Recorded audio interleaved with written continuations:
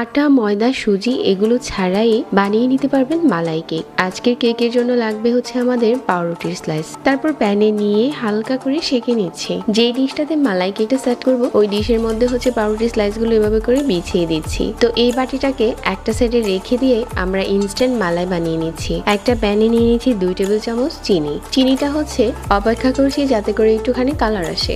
যখন এরকম কালার এসেছে ওই পর্যায়ে হচ্ছে এখানে 2 কাপ দিয়ে দিচ্ছি তরল দুধ, সাথে 1/3 কাপ দিয়ে দিচ্ছি গুঁড়া দুধ। আর এখানে আমি এখন চিনি দিয়ে দিচ্ছি আরো 2 টেবিল চামচ। চিনি যার যার স্বাদ অনুযায়ী। 1 টেবিল চামচ দিয়ে দিচ্ছি কর্নফ্লাওয়ার। মিডিয়াম আঁচে জাল করে নিচ্ছি। আর ঠিক এই পর্যায়ে হচ্ছে চুলা থেকে নামিয়ে নিচ্ছি। আর এই মিশ্রণটা গরম থাকা অবস্থাতেই পাউরুটির উপরে ঢেলে নিচ্ছি। উপরে পছন্দ মতো বাদাম কিশমিশ ছড়িয়ে দিচ্ছি। তো এখন হচ্ছে একটা র্যাপিং পেপার দিয়ে উপরটাতে এরকম করে মুড়িয়ে নর্মাল ফ্রিজে রেখে দিচ্ছি 1 ঘন্টার জন্য। 1 ঘন্টা পর এটা পুরোপুরি ঠান্ডা হবে। আর এখন এটা উঠিয়ে পরিবেশন করে নিচ্ছি।